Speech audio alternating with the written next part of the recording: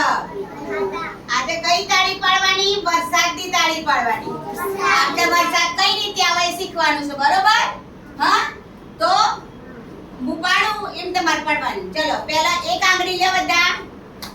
એક આંગળીથી આમ કરો ટપ ટપ. અવાજ આવે છે? ના, થોડો થોડો ધીમે ધીમે. પછી બે આંગળી. હા, થોડો થોડો અવાજ આવે. પછી ત્રણ આંગળી.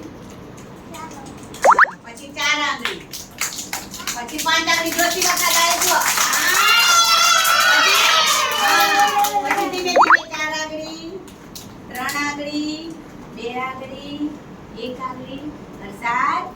બસ ખબર પડી? हाँ तो पानी में छपछपिया करो.